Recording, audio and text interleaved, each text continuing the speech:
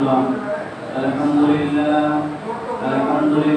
نحمده ونستعينه ونستغفره ونعوذ بالله من شرور أنفسنا ومن سيئات أعمالنا من يهده الله فلا مضل له ومن يضلله فلا هادي له وأشهد أن لا إله إلا الله وحده لا شريك له وأشهد أن محمدا عبده ورسوله أرسله بالحق بشيرا ونذيرا وداعيا إلى الله بإذنه وسراجا منيرا فقد قال الله تعالى في كلامه المجيد وفرقانه الحميد أعوذ بالله من الشيطان الرجيم بسم الله الرحمن الرحيم إنا أنزلناه في ليلة القدر وما أدراك ما ليلة القدر ليلة القدر خير من ألف شهر تنزل الملائكة والروح فيها بإذن ربهم من كل أمر سلام هي حتى مطلع الفجر إن الله وملائكته يصلون على النبي يا أيها الذين آمنوا صلوا عليه وسلموا تسليما اللهم صل على محمد وعلى آل محمد كما صليت على إبراهيم وعلى آل إبراهيم إنك حميد مجيد اللهم بارك على محمد وعلى آل محمد كما باركت على إبراهيم وعلى آل إبراهيم إنك حميد مجيد সমস্ত প্রশংসা আল্লাহ রাব্বুল আলামিনের জন্য সকলে বলি আলহামদুলিল্লাহ আলহামদুলিল্লাহ বিশ্বনবীর জন্য সকলে বলি সাল্লাল্লাহু আলাইহি ওয়াসাল্লাম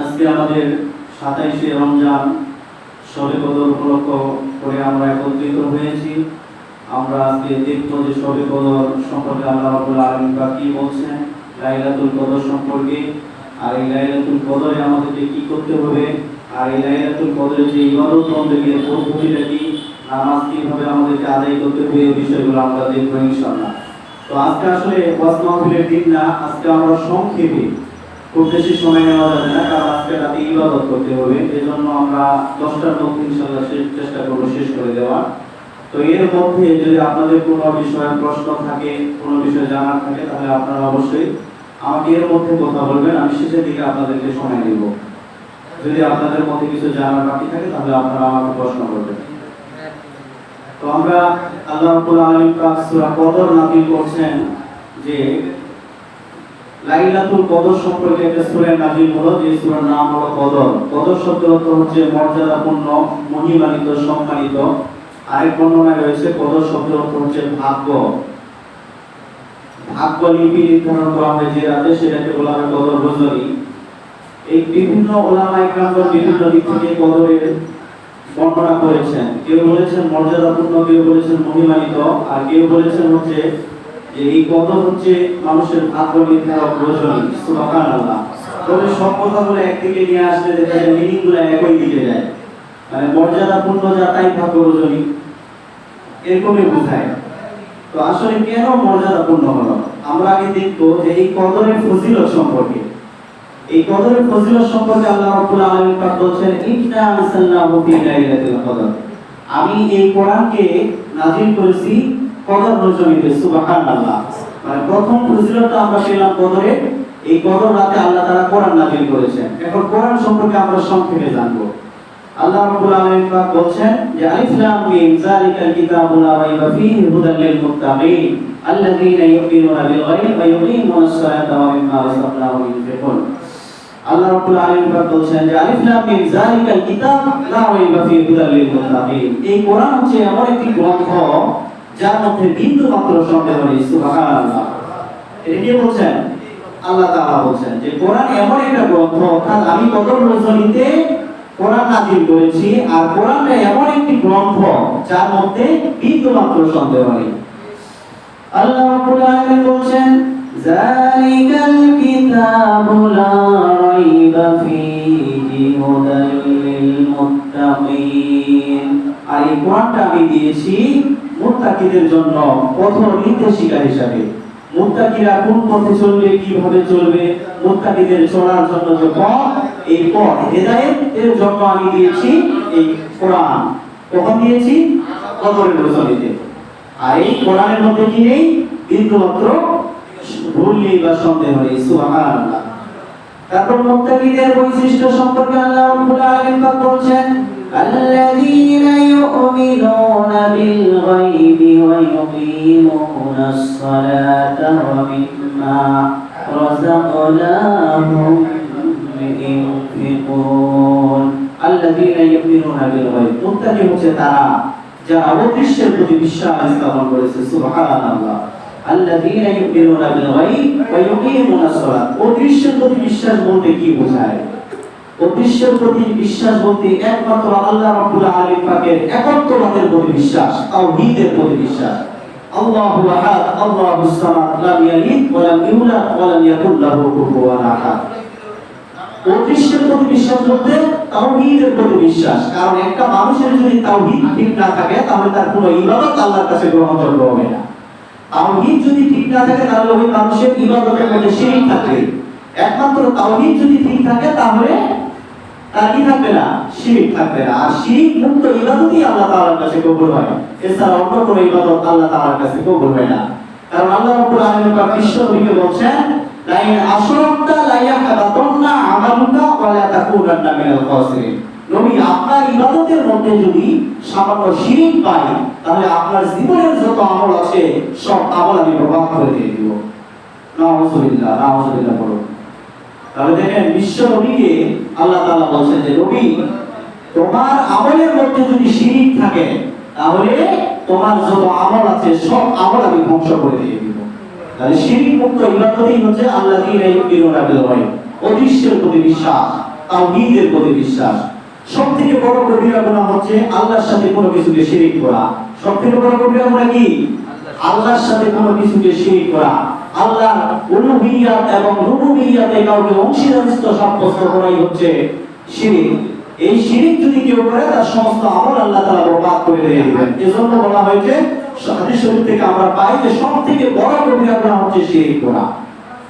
আর আল্লাযীনা ইউমিনুনা বিল গায়ব, এই অদৃশ্যের প্রতি বিশ্বাস, তাওহীদের প্রতি বিশ্বাস যদি মানুষের ঠিক না থাকে তাহলে মানুষের দ্বারা শিরক সংগঠিত হবে। তাই সর্বপ্রথম আমাদেরকে বাঁচতে হবে কোথা থেকে? শিরক থেকে। এরপরে আমরা দেখেছি যে তারপরে যেটা স্টেপ রয়েছে, যে কবিরা গুনার দ্বিতীয় স্টেপ হচ্ছে, সবথেকে বড় কবিরা গুনার দ্বিতীয় স্টেপে যে কবিরা গুনাহটা রয়েছে সেটা হচ্ছে পিতামাতার অবাধ্য হওয়া। পিতামাতার অবাধ্য যে সন্তান হয় সে সবথেকে বড় কবিরা গুনাহ করে ফেলে। এরপরে হচ্ছে রাসূলুল্লাহ সাল্লাল্লাহু আলাইহি ওয়াসাল্লাম যে পথের দাওয়াত দিয়েছে, যেভাবে তিনি চলেছেন, যেভাবে চলতে বলেছেন সেভাবে না চলে অন্য পথে চলা, অর্থাৎ বিদআত করা।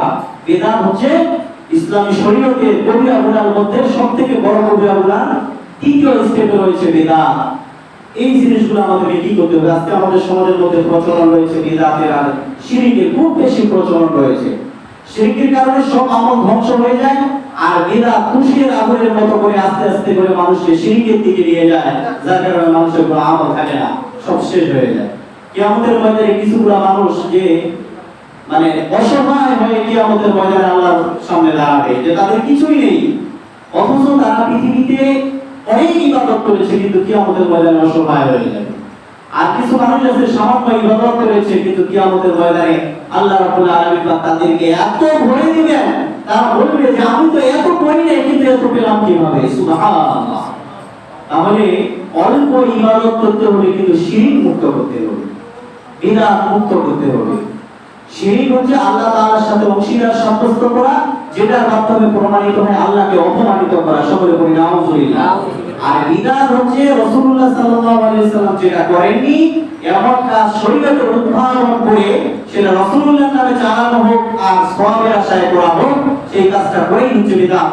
আর এই বিদআতের মাধ্যমে রাসূলুল্লাহ সাল্লাল্লাহু আলাইহি ওয়াসাল্লামকে অপমান করা হয়।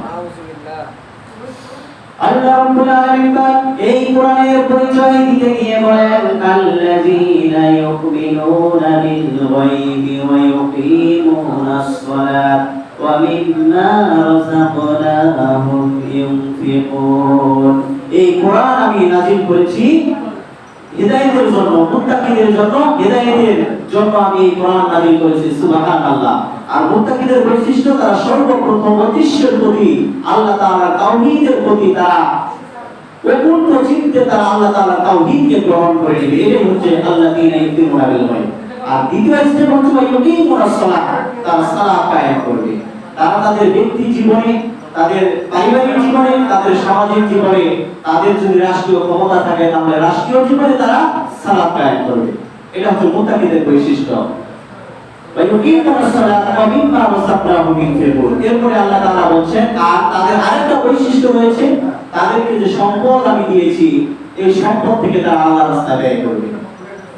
والذين يؤمنون بما أنزل إليك وما أنزل من قبلك وبالآخرة هم يوقنون। আমি যে কোরআন নাযিল করেছি, এই কোরআন যে বিশ্বনবীকে দিয়েছি, মুহাম্মদ সাল্লাল্লাহু আলাইহি ওয়াসাল্লামকে যে কোরআন দিয়েছি, এই কোরআন এবং এর পূর্বে যত নবী রাসূল এসেছিল তাদের প্রতি যে আমি গ্রন্থ নাযিল করেছি, কিতাব দিয়েছি, এই কোরআনের প্রতি অন্যান্য গ্রন্থগুলোর প্রতি যেগুলো আসমানি কিতাব আমি নাযিল করেছি, এই গ্রন্থগুলোর প্রতি তাদের অকুণ্ঠ চিত্তে বিশ্বাস থাকবে। সুবহানাল্লাহ। মানে এই কোরআনের মধ্যে বিন্দুমাত্র সন্দেহ নেই। এর আগে আল্লাহ তাআলা যে গ্রন্থগুলো নাযিল করেছিলেন সেগুলোতে বিন্দুমাত্র সন্দেহ ছিল না, আর সেগুলোই মানুষের কল্যাণের জন্য আল্লাহ তাআলা নাযিল করেছিলেন।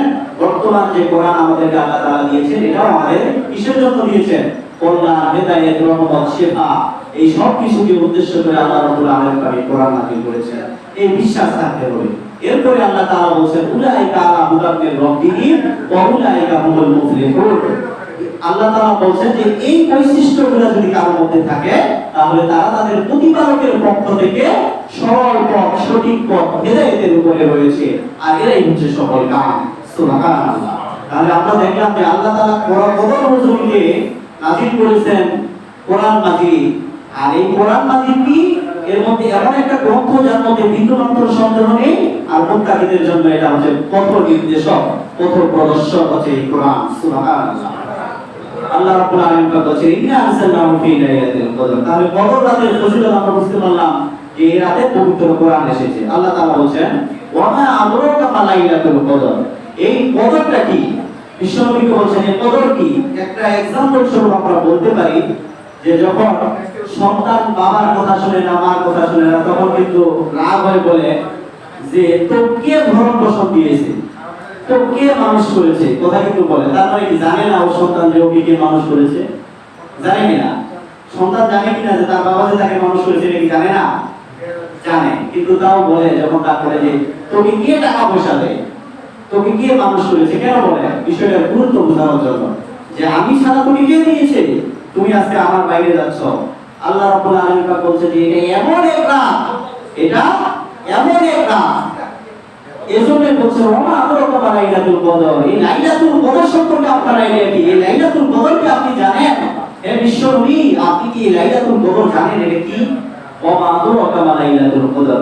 লাইলাতুল কদরি খায়রুম মিন আলফি শাহর। আল্লাহ রাব্বুল আলামিন বলছেন যে লাইলাতুল কদরি খায়রুম মিন আলফি শাহর। এটা এমন এক রাত, হাজার মাস অপেক্ষা উত্তম। সুবহানাল্লাহ।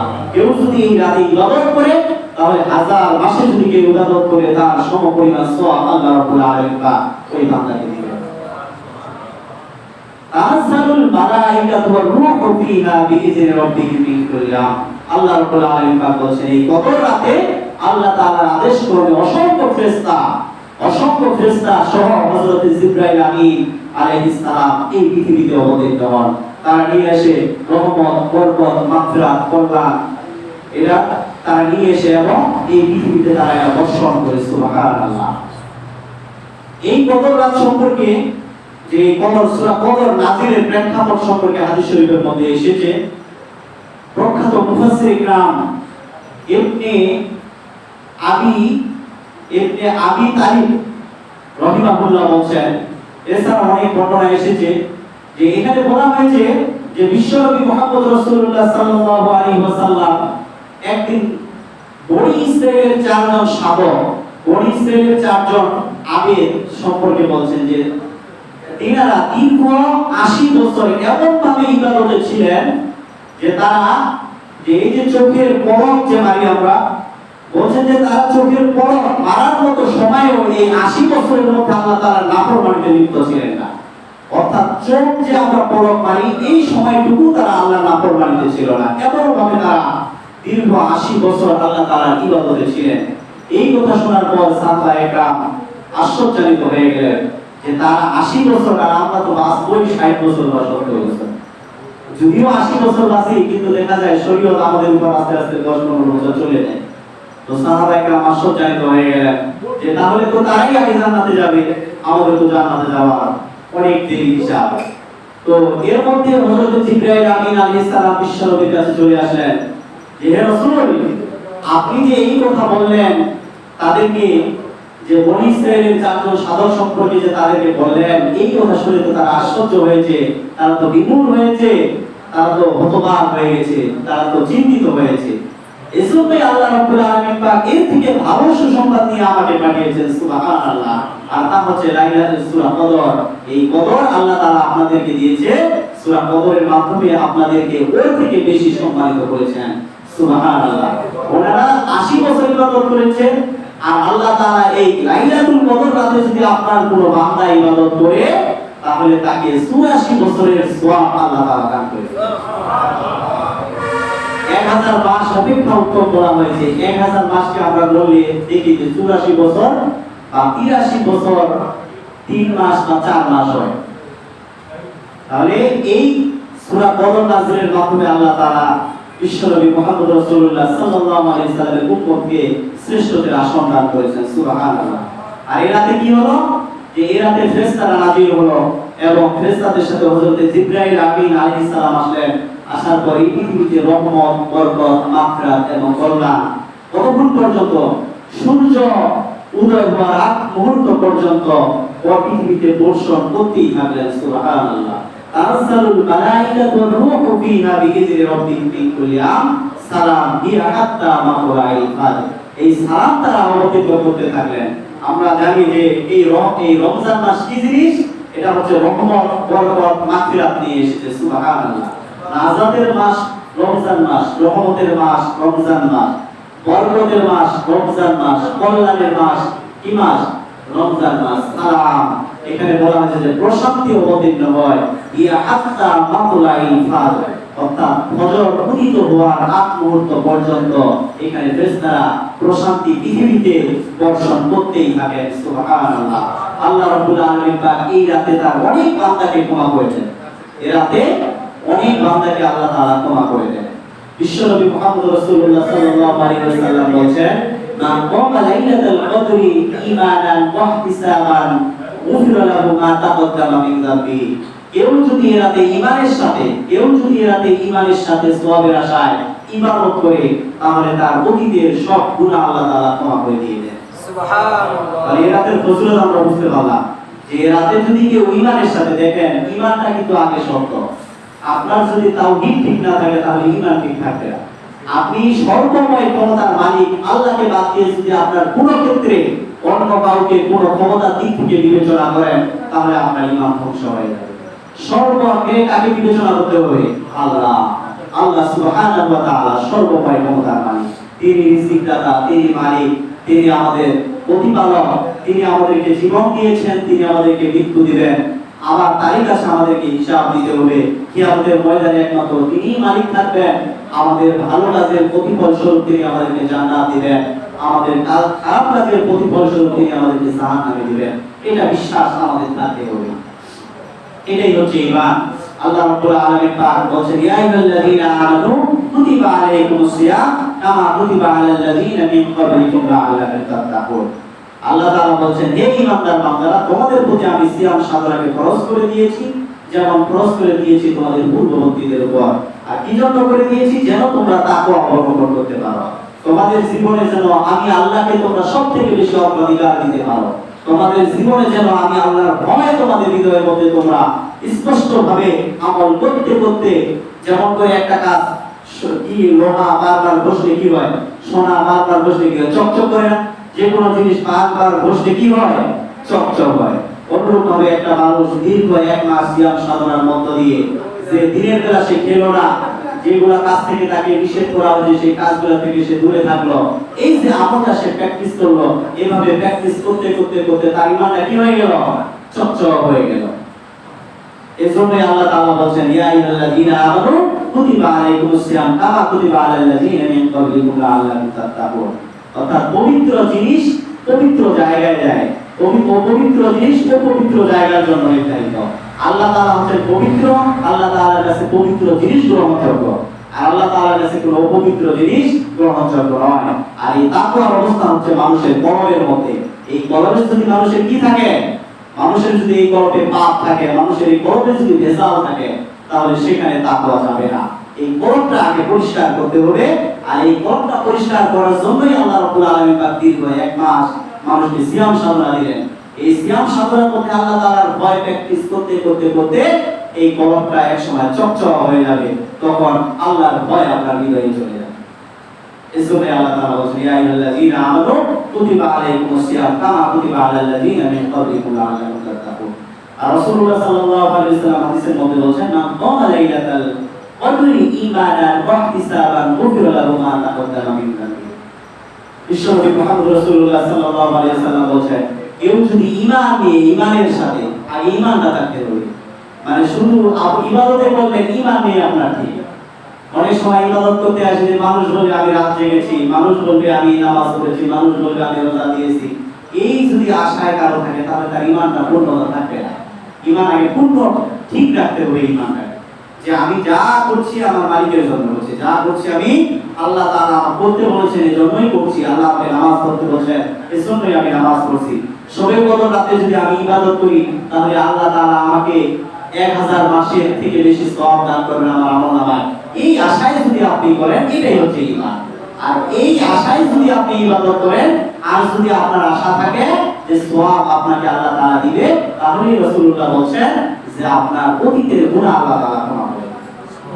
আর এই জন্যই উম্মতে মুহাম্মদীকে সর্বশ্রেষ্ঠদের আসন দেওয়া হয়েছে। রাসূলুল্লাহ সাল্লাল্লাহু আলাইহি সাল্লাম বলেন যে জান্নাতে সর্বপ্রথম আমার উম্মত জান্নাতে সর্বপ্রথম প্রবেশ করবে। সুবহানাল্লাহ। জান্নাতের দরজায় বিশ্বনবী মুহাম্মদ রাসূলুল্লাহ সাল্লাল্লাহু আলাইহি ওয়াসাল্লামের অনুমতি ছাড়া জান্নাতের দরজা খোলা হবে না। বিশ্বনবী মুহাম্মদ রাসূলুল্লাহ সাল্লাল্লাহু আলাইহি ওয়াসাল্লাম জান্নাতে গিয়ে টোকা দিবেন, দরজা খোলার জন্য বলবেন, ফেরেশতা বলবে কে? বলবে আমি মুহাম্মদ, আমি আমার উম্মতকে নিয়ে এসেছি। সাথে সাথে জান্নাতের দরজা খুলে দেওয়া হবে। এছাড়া যত নবী রাসূল আছেন, তিনারা যত ফেরেশতা আছেন, কেউ যদি যান জান্নাতের দরজা খোলা হবে। আর এই মর্যাদা আল্লাহ তাআলা এইভাবেই উম্মতে মুহাম্মদীকে দিয়েছেন। শুক্রবারের নামাজ হাদিস শরীফের মধ্যে এসেছে, কোন বান্দা যদি নিয়ত করে সওয়াবের আশায় ঈমান নিয়ে যদি জুমার নামাজ পড়ার জন্য বাড়ি থেকে ওযু করে বের হয়ে আসে, তাহলে তার আমলনামায় তার পদে পদে বছরের গুনাহ আল্লাহ তাআলা ক্ষমা করে দেন। তার পদে পদে আল্লাহ রাব্বুল আলামিন পাক নেকি দান করেন। এইভাবেই উম্মতে মুহাম্মদীকে অনেক সওয়াব দেওয়া হয়েছে। আর এইভাবেই উম্মতে মুহাম্মদীকে আল্লাহ তাআলা সর্বপ্রথম সবার আগে জান্নাত দান করবেন। তাই আমরা দেখলাম যে কদর, এই কদরে আল্লাহ তাআলা কোরআন নাযিল করেছেন। তাই আমাদেরকে সর্বক্ষেত্রে আমাদেরকে সব সময়, সেটা যাই হোক, পরিবারে হোক, সমাজে হোক, তারপর রাষ্ট্রে হোক, আমাদের বাজারে হোক, আমাদের বন্ধু বান্ধবের সাথে হোক, সর্বক্ষেত্রে কি করতে হবে? কোরআনকে আগে কি করতে হবে? উপরে রাখতে হবে। কোরআনকে উপরে রাখতে হবে, সহিহ হাদিসকে উপরে রাখতে হবে। সে আমার দলের বিপক্ষে যা, সে আমার পরিবারের বিপক্ষে যা, সে আমার বাবার বিপক্ষে যা, সে আমার রাষ্ট্রনায়কের বিপক্ষে যা, কার বিপক্ষে যায় আমাকে কোরআনের পক্ষেই থাকতে হবে। এটাই হচ্ছে কথা। আল্লাহ রাব্বুল আলামিন বলেছেন, وقال الذين كفروا ربنا أرنا الذين أضلانا من الجن والإنس نجعلهما تحت أقدامنا ليكونا من الأسفلين وقال الذين كفروا ربنا কিয়ামতের ময়দানে যারা অস্বীকার করেছে, কুফরি করেছে, আল্লাহ তাআলার কোরআনের বিপক্ষে চলেছে, রাসূলের হাদিসের বিপক্ষে চলেছে, এদেরকে যখন জাহান্নামের মধ্যে নিক্ষেপ করা হবে, আল্লাহ তাআলা বলেন, কে বলেন? আল্লাহ বলেন, সূরা হামিমের মধ্যে এসেছে, وقال الذين كفروا ربنا أرنا الذين أضلانا من الجن والإنس نجعلهما تحت أقدامنا ليكونا من الأسفلين।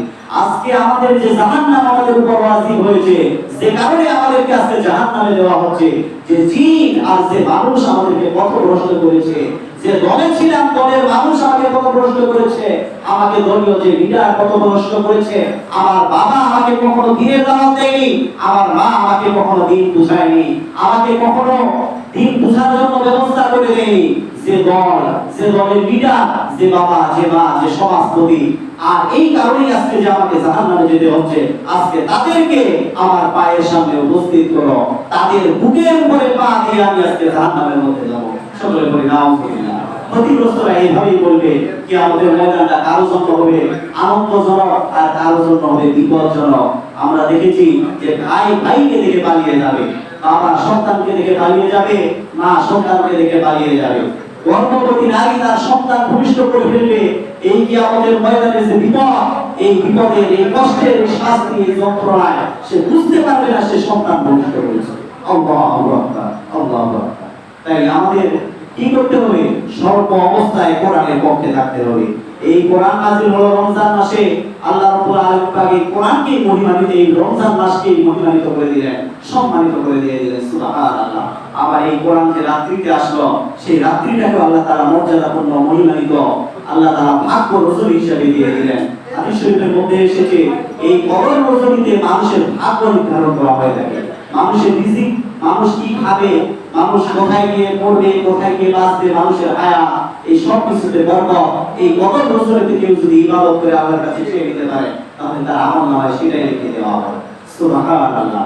তাই আমরা দেখলাম যে ইন্না আনসালনাহু ফি লাইলাতুল কদর, এই লাইলাতুল কদর, কদর রজনীতে আল্লাহ তাআলা কোরআন নাযিল করেছেন। আর এই কোরআনের পক্ষে সর্ব অবস্থায় আমাদেরকে কি করতে হবে? পবিত্র থাকতে হবে। জীবন গেলেও আমাদেরকে থাকতে হবে। দেখলাম উহুদ, খন্দক, বদর যুদ্ধ হয়েছে ইসলামের ইতিহাসে কেন হয়েছিল? এই কোরআনকে সমুন্নত রাখার জন্য। কি এই কোরআনকে সমুন্নত রাখার জন্যই যুদ্ধ হয়েছিল, না হলে যুদ্ধ হতো না। আবু জেহেলের সাথে বিশ্বনবীর যুদ্ধ হয়েছিল, কেন হয়েছিল? এই কোরআন তাওহীদের প্রচার করতে গিয়ে আবু জেহেল মেনে নিতে পারেনি।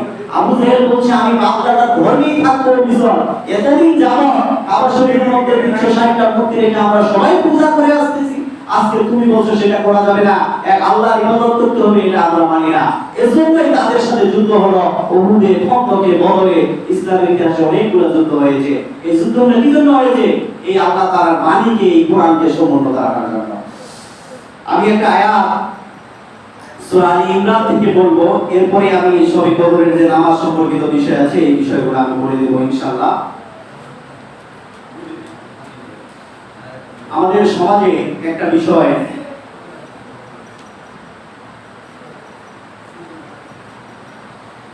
আসলে আমরা যাব কোথায়, আমরা কোন দিকে থাকবো, এটা আমাদের একটা ফয়সালা থাকতে হবে। তো যে আমরা কোন দিকে যাব, আমরা তো দল করি, দলকে ভালোবাসি, আমরা পরিবারে আছি, পরিবারকে ভালোবাসি। এখন আমরা আমাদের ফয়সালাটা কোন দিকে নেব, এই ফয়সালা সম্পর্কে আলী ইমরানের মধ্যে আল্লাহ তাআলা বলেন, ইন্নাল্লাযীনা ইয়াকফুরুনা বিআয়াতিল্লাহি ওয়া ইয়াকতুলুনান নাবিয়্যিনা বিগাইরি হাক্ক ويقتلون الذين يأمرون بالقسط من الناس فبشرهم بعذاب أليم أولئك الذين حبطت أعمالهم في الدنيا والآخرة وما لهم من ناصرين আল্লাহ তাআলা বলেন ইন্নাল্লাযীনা ইয়াকফুরুনা বিআয়াতিল্লাহ নিশ্চয়ই যারা আমার আয়াতকে অস্বীকার করে কি করে অস্বীকার করে কুফরি করে ঢেকে রাখতে চায় নিজেও মানবে না আরেকজনকে মানতে দিবে না ইন্নাল্লাযীনা ইয়াকফুরুনা বিআয়াতিল্লাহ ওয়া ইয়াকতুলুনা আন-নাবিয়্যিনা বিগাইরি হক আর যারা নবীদেরকে অন্যায়ভাবে হত্যা করেছে ওয়া ইয়াকতুলুনা আল্লাযীনা ইয়া'মুরুনা বিল কিসতি মিনান নাস এবং যারা সমাজের মধ্যে ন্যায় বিচার কায়েম করতে চায় আল্লাহ তাআলার দ্বীন কায়েম করতে চায় রাসূলের হাদিস কায়েম করতে চায় এদের পিছনে যারা ষড়যন্ত্র করে মনোযোগ দিয়ে শুনেন আল্লাহ তাআলা বলেন যে যারা আমার আয়াতকে অস্বীকার করে নবীদেরকে যারা হত্যা করেছিল আর বর্তমান সময়ে যারা আমার দ্বীনকে কায়েম করতে চায় এদেরকে হত্যা করতে চায় এদের পিছনে ষড়যন্ত্র করে ফাবাশশিরহুম বিআযাবিন আলীম বিশ্বনবীকে মুহাম্মদ রাসূলুল্লাহ সাল্লাল্লাহু আলাইহি ওয়াসাল্লামকে আল্লাহ তাআলা বলেন হে নবী আপনি তাদেরকে জাহান্নামের সুসংবাদ দিন তাহলে যারা দ্বীন কায়েম করতে চায় যারা রাসূলের হাদিস কায়েম করতে চায় যারা কোরআনের আয়াতগুলোকে কায়েম করতে চায় তাদের পক্ষে থাকতে হবে না তাদের বাইরে যেতে হবে তাদের সাথে থাকতে হবে সেটা আমার দলের বিপক্ষে যা আমার পরিবারের বিপক্ষে যা আমার বাবার বিপক্ষে যা বুঝা গেছে কথা আল্লাহ তাআলা বলেন ইন্নাল্লাযীনা ইয়াকফুরুনা বিআয়াতিল্লাহ ওয়া ইয়াকতুলুনা আন-নাবিয়্যিনা বিগাইরি হক ওয়া ইয়াকতুলুনা আল্লাযীনা ইয়া'মুরুনা বিল কিসতি মিনান নাস ফাবাশশিরহুম বিআযাবিন আলীম শুধু তাই বলে এরপরে বলেছেন উলাইকা হাবিতাত আ'মালুহুম ফিদ দুনিয়া ওয়াল আখিরাহ ওয়া মা লাহুম মিন নাসিরিন এদের সব আমল আমি বরবাদ করে দিয়ে দিব আর কিয়ামতের ময়দানে এরা কাউকে সাহায্যকারী হিসেবে পাবে না নারায়ে তাকবীর আল্লাহু আকবার ইসলাম দিন ইসলাম জিন্দাবাদ জিন্দাবাদ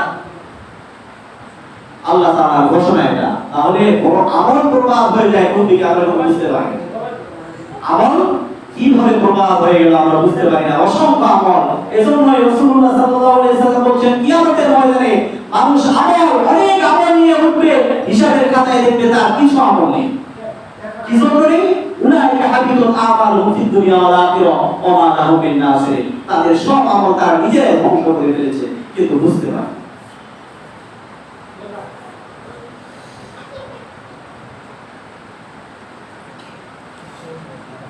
আর এই কদর রাতে যদি আমরা ইবাদত করি তাহলে আল্লাহ রাব্বুল আলামিন পাক এই কদর রাতে বিশেষ করে যারা আমরা অভাবে আছি আমরা বিভিন্ন দিক থেকে সমস্যায় জর্জরিত পরিবার নিয়ে সমস্যা আছি অর্থনৈতিকভাবে সমস্যা আছি বিভিন্ন দিক থেকে আমরা চিন্তাগ্রস্ত তো এই কদর রাতে আমরা ইবাদত করি আল্লাহ তাআলার কাছ থেকে চেয়ে নিব আমাদের এই দুঃখ দুর্দশাগুলো যেন আল্লাহ তাআলা সরিয়ে দেয় বর্তমান বিশ্বে মহামারী করোনা এই করোনার ভয়াবহতা থেকে যেন আল্লাহ তাআলা আমাদেরকে হেফাজত করে এই রাতে আমরা ইবাদত করার মাধ্যমে আল্লাহ তাআলার কাছ থেকে এটা চেয়ে নিব ইনশাআল্লাহ তাই এই রাতে বেশি ওয়াজ করা যাবে না এই রাতে আমাদেরকে ইবাদত করতে হবে বেশি পরিমাণে এই রাতে আমাদেরকে কি করতে হবে বেশি বেশি ইবাদত করতে হবে কারণ এই রাতে ইবাদতের মধ্য দিয়ে এই রাতে যদি আমরা ইবাদত করি সওয়াবের আশা ঈমান নিয়ে তাহলে আমাদের অতীতের গুনাহ আল্লাহ তাআলা ক্ষমা করে দিবেন আর এই রাতটা রাসূলুল্লাহ সাল্লাল্লাহু আলাইহি সাল্লাম কিভাবে উদযাপন করেছিলেন এই সম্পর্কে হাদিস আছে হযরত আয়েশা সিদ্দিকা রাদিয়াল্লাহু তাআলা আনহা থেকে বর্ণিত তিনি বলেন বিশ্বনবী মুহাম্মদ রাসূলুল্লাহ সাল্লাল্লাহু আলাইহি সাল্লাম এই রাতে এত বেশি ইবাদত করতেন এই রাতের শেষ দশকে অর্থাৎ আপনাদের 20 রমজান পার হওয়ার পর থেকে শেষ দশকে এত বেশি ইবাদত করতেন তিনি আর অন্য কোন মাসে অন্য কোন দশকে অন্য কোন দিনে এমন ইবাদত করেন অন্য এক হাদিসে হযরত আয়েশা সিদ্দিকা রাদিয়াল্লাহু তাআলা আনহা থেকে বর্ণিত তিনি বলেন যে বিশ্বনবী মুহাম্মদ রাসূলুল্লাহ সাল্লাল্লাহু আলাইহি ওয়াসাল্লাম যখনই রমজানের শেষের 10 আসতো শেষের 10 দিন আসতো তখন এত শক্ত করে তার পোশাককে তিনি আবৃত করতেন বেঁধে ফেলতেন আর তিনি এমনভাবে ইবাদত করতেন আর তার পরিবারের মধ্যে যারা ছিলেন তাদেরকে রাতের বেলা জাগ্রত করে দিতেন ইবাদতের জন্য তাহলে শক্ত করে ইট দিয়ে আপনার কোমরের যে লুঙ্গির বান বাঁধা পায়জামার ফিতা বাঁধা এর মানে কি এরপর এই কথা দ্বারা বোঝাচ্ছে কোনো হেলপাসি থাকবে না, এর মধ্যে কোনো গরিবসি থাকবে না। মানে আপনাকে কদরের রাতে ইবাদত করতে হবে, কদরের রাত আপনার কপালে নিয়ে আসতে হবে, এটাই হচ্ছে কথা। শক্ত করে ইট দিয়ে পোশাককে বেঁধে দেওয়ার মানে হচ্ছে কি, যে সবে কদর আপনাকে পেতেই হবে। আর এই সবে কদর কখন আছে? শেষের 10-এ আছে, শেষ 10 সবে আছে এই সবে কদর। শেষের এই 10 রজনীতে বিশ্বনবী মুহাম্মদ রাসূলুল্লাহ সাল্লাল্লাহু আলাইহি সাল্লাম বলেন যে শেষের 10 রাতে তোমরা তালাশ করো, না হলে তোমরা শেষের 7, আর না হলে বলা হয়েছে তোমরা বেজর রাতগুলোতে তালাশ করো। তবে উলামায়ে কেরাম, সাহাবায়ে কেরাম এবং তাবেঈগণ থেকে যেটা আমরা পাই, তাতে দেখা যায় যে শেষ দশকের মধ্যে এই যে 27শে রমজান, এই রাতটা অনেক গুরুত্বপূর্ণ একটা রাত। এক হাদিস থেকে আমরা জানি হযরত আবু যর রাদিয়াল্লাহু তাআলা আনহু বলেন যে বিশ্বনবী মুহাম্মদ রাসূলুল্লাহ সাল্লাল্লাহু আলাইহি ওয়াসাল্লাম আমাদেরকে 23শে রমজানে একত্রিত করলেন এবং শবে কদরের জন্য নামাজ শুরু করলেন। রাতের 1/3 সময় অতিবাহিত হওয়ার পর তিনি আমাদেরকে বললেন যে তোমরা যেটা আজকে বুঝতেছো সেটা মনে হয় আজকে নাই, তোমরা আজকে চলে যাও। তারপর 25শে রমজান যখন আসলেন তিনি আবার বললেন, আবার আমাদেরকে ডাকলেন, আবার আমরা নামাজে দাঁড়িয়ে গেলাম, অর্ধরাত পর্যন্ত ইবাদত করলাম, অর্ধরাত পর্যন্ত আমরা জিকির আজকার নামাজের মধ্যে থেকে কাটিয়ে দিলাম। এরপরে তিনি বললেন যে তোমরা যেটা বুঝতেছো সেটা মনে হয় আজকে নেই, এরপরে তোমরা তালাশ করো। এরপরে 27শে রমজান যখন আসলো, তখন বিশ্বনবী মুহাম্মদ রাসূলুল্লাহ সাল্লাল্লাহু আলাইহি ওয়াসাল্লাম আমাদেরকে নিয়ে, তার পরিবারের যারা আছে তাদেরকে সহ যারা আছে সবাইকে নিয়ে এই রাতটা এমন ভাবে তিনি অতিবাহিত করলেন, মনে হয় সূর্য উদিত হচ্ছে, সেদিনের সময় চলে যাচ্ছে, তাও তিনি নামাজ থেকে ফিরে আসতেছেন না। তার মানে বোঝা যাচ্ছে যে ওই রাতেই শবে কদর ছিল 27শে রমজানে। তাই প্রত্যেকবারে যে 27শে রমজানে থাকে এমনটা না, কিন্তু তাই উলামায়ে কেরামগণ বলছেন যে 27শে রমজানটা হচ্ছে খুব গুরুত্বপূর্ণ একটা দিন। এই দিনে হচ্ছে শবে কদর হওয়ার খুব বেশি সম্ভাবনা রয়েছে। তাই আজকে এই 27শে রাত আজকে আমরা থাকবো, আর এই সময়টা থাকবে কতক্ষণ পর্যন্ত? ফজর উদয় হওয়া পর্যন্ত। অর্থাৎ সূর্যের ওই যে রেখা উঠে, সূর্য ওঠার আগে যে একটা লালিমা রেখা উঠে, ওই রেখাটা ওঠার আগ পর্যন্ত এই সময়টা থাকে। এই সময় পর্যন্ত আল্লাহ তাআলার অনুমতি ক্রমে ফেরেশতারা আসে, রহমত, বরকত, মাগফিরাত, নাজাত, কার কি চাওয়ার সব নিয়ে আসে। আমরা দেখেছি যে আল্লাহ রাব্বুল আলামিন পাকের হাবিব বিশ্বনবী মুহাম্মদ রাসূলুল্লাহ সাল্লাল্লাহু আলাইহি ওয়াসাল্লাম বলেন যে যখন অর্ধ রজনী হয় তখন আল্লাহ তাআলা নিচু আসমানে আসেন এবং বলেন যে কে আছো, তার অভাব আছে, আমার কাছে যাও, তার অভাব আমি দূর করে দিব। কে আছো, তার পরিবার নিয়ে খুব সমস্যায় আছো, আমার কাছে যাও, তার পরিবারের সমস্যা আমি দূর করে দিব। কে আছো, অনেক অসুখে আক্রান্ত হয়ে আছো, অনেক বিপদে আছো, অনেক সমস্যায় জর্জরিত হয়ে আছো, আমার কাছে যাও, আমি তোমাদের সব সমস্যা মিটিয়ে দিব। এটা সহিহ হাদিস। আল্লাহ তাআলা নিচু আসমানে নেমে এসে মানুষকে এইভাবে ডেকে ডেকে বলেন। তাই শুধু শবে কদর না, আমরা আজ থেকে শুরু করে আমাদের জীবনে যতদিন বাঁচবো সহি নিয়ত করে ফেলি, প্রত্যেক রাতে আমরা তাহাজ্জুদ করে আল্লাহ তাআলার কাছে যাব, তাহলে আল্লাহ তাআলা আমাদেরকে ক্ষমা করে দিবেন। সবথেকে বেশি বড় পাওয়া হচ্ছে আমাদেরকে ক্ষমা করে দেওয়া, ঠিক কিনা? কারণ এখন আমরা যদি কোনো বিপদে পড়ি, কোনো সমস্যায় পড়ি, টাকার সমস্যা হয়, আমার কাছে না থাকলে আরেকজনের কাছে থাকলে আমরা আহ্লাদ করে চলতে পারি, ঠিক কিনা? কিন্তু আপনি মরার পরে যখন আপনার সেই দুর্দিন আসবে, যখন সেই বিপদে আপনি আপন্ন হয়ে যাবেন, যখন আপনি বিপদগ্রস্ত হয়ে যাবেন, তখন কিন্তু বাঁচার উপায় থাকবে না। তাই যদি আপনি গুনাহমুক্ত জীবন নিয়ে যেতে পারেন, তাহলে আল্লাহর জান্নাত আপনার জন্য থাকবে। আর যদি গুনাহ সহ যান, তাহলে তো আপনাকে প্রথম স্টেপে আটকে দেওয়া হবে। সওয়াল জবাবের যে বিষয়টা রয়েছে, আপনাকে যে কষ্টগুলো দেওয়া হবে, এইগুলোর উত্তর আপনি দিতে পারবেন। মান রাব্বুকা ওয়া মা দীনুকা ওয়া মান নাবিয়ুকা, আপনি কোনো উত্তর দিতে পারবেন না। আপনি বলেন লা আদরি, আমি কিছু জানি না, আমি কিছু জানি না। অথচ পৃথিবীতে সব উত্তর আপনার মুখস্থ আছে, কিন্তু মৃত্যুর পরে সব পরিবেশ চেঞ্জ হয়ে গেল। তাই যদি গুনাহমুক্ত জীবন নিয়ে যেতে পারেন, কিছু কিছু তাফসীরকারগণ বলছেন যে উত্তর কোন একদিক থেকে চলে আসবে, উত্তর আল্লাহ তাআলার পক্ষ থেকেই চলে আসবে, উত্তর ওকে দিতে হবে না। আর আমাদের তাকে এত সহজ করে দিবেন। এক হাদিসের মধ্যে এসেছে যে যখন সাওয়ালের ফেরেশতা যখন তার কাছে জবাব নেওয়ার জন্য আসবে, যখন মাথার দিকে আসবে তখন নামাজ বলবে, তুমি এ পাশ দিয়ে তাকে ডিস্টার্ব করতে পারবে না, সে ঘুমাচ্ছে, সুবহানাল্লাহ। যখন তার ডান পাশে যাবে তখন ডান দিকে রওজা বলবে, তুমি এই ব্যক্তিকে, এই ঘুমন্ত ব্যক্তিকে ডিস্টার্ব দিতে পারবে না, এই বিশ্রাম নিচ্ছে, তুমি বাম পাশে যাও। বাম পাশে যখন যাবে তখন বাম পাশে ইবাদত এভাবে তাকে বাধা দিবে, তখন তাকে বলা হবে, তুমি ওই দূর থেকে খুব আস্তে শব্দ করে এই ব্যক্তিকে কি বলার আছে বলো, সুবহানাল্লাহ। অন্যায় আছে, তার জন্য এত সহজ করে দিলেন, যখন রাসূলুল্লাহ সাল্লাল্লাহু আলাইহি ওয়াসাল্লাম সম্পর্কে জিজ্ঞাসা করা হবে তখন তার কবর থেকে শুরু করে বিশ্বনবী মুহাম্মদ রাসূলুল্লাহ সাল্লাল্লাহু আলাইহি ওয়াসাল্লামের যে মাজার, এই মাজারের যত কিছু আছে সব আল্লাহ তাআলা খুলিয়ে দিবেন, এটা সম্পূর্ণ ফাঁকা করে দিবেন। আরেক বর্ণনায় রয়েছে রাসূলুল্লাহ সাল্লাল্লাহু আলাইহি ওয়াসাল্লামকে তার সামনে উপস্থিত করাবেন। তাহলে ওই জীবন নিয়ে যদি যেতে চান তাহলে আপনাকে পাপ মুক্ত জীবন নিয়ে যেতে হবে। যদি পাপ প্রক্রিয়া আপনার হৃদয়ে ভরা থাকে, আপনার হৃদয়ে যদি পাপে ভরা থাকে তাহলে আপনি সেটা পাবেন না, আপনাকে আল্লাহ জাহান্নামে যেতে হবে। এজন্য এই ইবাদতে বেশি বেশি ইবাদত করে আল্লাহ তাআলার কাছ থেকে নিজের গুনাহ ক্ষমা চেয়ে নিতে হবে, পরিবারের ক্ষমা চেয়ে নিতে হবে। পরিবারে যারা রয়েছে, স্ত্রী সন্তান, বাবা মা, ভাই বোন, প্রতিবেশী, আত্মীয় স্বজন অনেকে আছে, সবার জন্য আল্লাহর কাছে দোয়া করতে হবে। যারা চলে গেছে তাদের জন্য দোয়া করতে হবে। এখন কোথায় আসি যে এই রাতে আমরা নামাজ পড়বো কিভাবে? লাইলাতুল কদরের নামাজ আমরা 2 রাকাত করে পড়বো, যেভাবে তারাবি পড়ি সেভাবে। তবে কথা হচ্ছে এখানে আমাদেরকে কিয়ামটা দীর্ঘ সময় করতে হবে। কিয়াম আমাদেরকে কি করতে হবে? দীর্ঘ সময় করতে হবে। এখন আমরা অনেকে হয়তো সূরা কেরাত জানা নেই, আমরা কিভাবে নামাজ পড়বো? আমাদের যাদের সূরা কেরাত জানা নেই, আমরা তাসবিহ, তাহলিল, তাহমিদ এগুলো আমরা পড়তে পারি। যেমন হচ্ছে সুবহানাল্লাহ, আলহামদুলিল্লাহ, লা ইলাহা ইল্লাল্লাহ, আল্লাহু আকবার। এই তাকবীরও আমরা এখানে যোগ করে এই চারটা বিষয়কে নিয়ে আসতে পারি। কি কি? সুবহানাল্লাহ, আলহামদুলিল্লাহ, লা ইলাহা ইল্লাল্লাহ, আল্লাহু আকবার। আর যদি এই চারটাও না পারি তাহলে দাঁড়ায় দাঁড়ায় সুবহানাল্লাহ, সুবহানাল্লাহ, সুবহানাল্লাহ, আলহামদুলিল্লাহ, আলহামদুলিল্লাহ, লা ইলাহা ইল্লাল্লাহ, লা ইলাহা ইল্লাল্লাহ, এইভাবে আমরা পড়ে যতক্ষণ আমরা দাঁড়ায় থাকতে পারি ততক্ষণ আমরা দাঁড়ায় থেকে এটা পড়তেই থাকবো।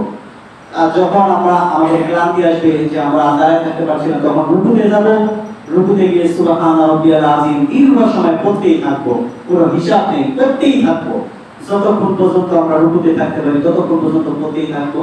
এরপরে সামি আল্লাহু লিমান হামিদা বলে দাঁড়াবো, তারপরে আমরা সিজদায় যাব, সিজদায় আমরা সুবহান রাব্বিয়াল আলা, যতক্ষণ আমরা সিজদায় থাকতে পারি ততক্ষণ সুবহান রাব্বিয়াল আলা পড়তেই থাকবো।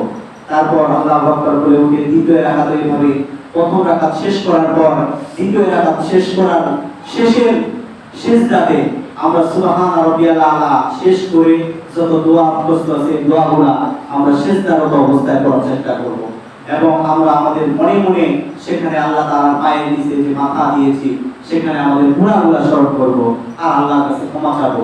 আর আমাদের যত সমস্যা আছে এই সমস্যাগুলো থেকে আল্লাহ তাআলার কাছে মুক্তি চাইবো, সেটা সিজদার মধ্যে। তারপর আমরা উঠে 2 রাকাত শেষ করার পর সালাম ফিরার পর আবার আমরা দোয়া করব, তার তাসবিহ, তাহলিল, তাকবীর, তাহমিদ এগুলো আমরা করব। সুবহানাল্লাহ, আলহামদুলিল্লাহ, লা ইলাহা ইল্লাল্লাহ, আল্লাহু আকবার। জিকির, আজকার, কোরআন তেলাওয়াত এবং নামাজের মধ্যে থেকে এই রাতটা আমাদেরকে শেষ করতে হবে। আর যাতে আমাদের সূরা মুখস্থ আছে, হয়তো অনেকের 4-5টা সূরা মুখস্থ আছে, আমরা সূরা ফাতিহা শেষ করার পর প্রথম রাকাতে ওই 4-5টা সূরা পড়তেই থাকবো। এক প্রথম থেকে শুরু করব, 5টা শেষ হবে, আবার শুরু করব, আবার শেষ হবে, আবার শুরু করব, আবার শেষ হবে। এভাবে যতক্ষণ দাঁড়ায় থাকতে পারি ততক্ষণ করব। আর একটা সূরা মুখস্থ আছে সে শুধু একটা সূরা পড়ব। এভাবে শেষ করব। শেষ করার পর যদি দাঁড়ায় থাকতে ক্লান্তি লাগে তাহলে বসে বসে আমরা সূরাগুলো মুখস্থ করব। তারপর সূরা ইখলাস বেশি বেশি পড়ব, 3 ক্লাস সূরা ইখলাস পড়বে। এক খতম কোরআনের সওয়াব, এক খতম কোরআন শরীফ একবার খতম করলে যে সওয়াব, সে সওয়াব পাওয়া যায়। তাই আমরা সূরা ইখলাস বেশি বেশি পড়ার চেষ্টা করব। দরুদে ইব্রাহিম আমরা দরুদ পড়ি, মিলাদে একটা দরুদ পড়ি, আসলে ওই দরুদের সওয়াব সম্পর্কে ওলামায়ে কেরামের অনেক মত রয়েছে। ওই দরুদ পড়ব না, আমরা দরুদে ইব্রাহিম পড়ব। আমি কিন্তু মিলাদেও দরুদে ইব্রাহিম পড়ি। আপনারা হয়তো অনেকে দেখছেন, অনেকে বলছেন যে হুজুর দরুদ পড়ে না। আমি তো একবারে সহিহ হাদিস থেকে যে দরুদটা সেটা পড়ি। দরুদে ইব্রাহিমের যে ফায়দা, সুবহানাল্লাহ, সুবহানাল্লাহ। আপনারা সব সময় দরুদে ইব্রাহিম পড়বেন। মিলাদে যখন ওলামায়ে কেরাম বলে মিলাদে আমরা বসি তখন দরুদে ইব্রাহিম পড়ার চেষ্টা করবেন। তো দরুদে ইব্রাহিম করবেন, এটা অনেক ফায়দা। কেউ যদি একটা দরুদে ইব্রাহিম করে তার আমলনামায় 10টা নেকি দেওয়া হয়, তার থেকে 10টা পাপ দূর করে দেওয়া হয়। তার জন্য ফেরেশতারা 10 বার আল্লাহর কাছে দোয়া করে, তার নাম তুলি আল্লাহ তাআলার কাছে দোয়া করে। শুধু তাই নয়, ওই ব্যক্তিটার বাপের নাম সহ ওর নাম বিশ্বনবী মুহাম্মদ রাসূলুল্লাহ সাল্লাল্লাহু আলাইহি সাল্লামের রওজা মুবারকে পৌঁছায় দেওয়া হয়। বিশ্বনবী মুহাম্মদ সাল্লাল্লাহু আলাইহি সাল্লাম ওই ব্যক্তির জন্য 10 বার দোয়া করে দেন, আল্লাহ তাআলা ওই ব্যক্তির প্রতি সন্তুষ্ট হয়ে যায়। সুবহানাল্লাহ। তাহলে আমরা এত সহজ জিনিসটাকে বাইরে যাব কেন? দরুদ ইব্রাহিম রাতে বাইরে যাব কেন? আমরা সময় তো ওটা করতেও আমাদের সময় যাচ্ছে, দরুদ ইব্রাহিম করলেও আমার সময় যাচ্ছে, ঠিক না? তাহলে যেটাতে লাভ বেশি আমরা সেটা করব। এজন্য আমরা দরুদ ইব্রাহিম বেশি বেশি করব।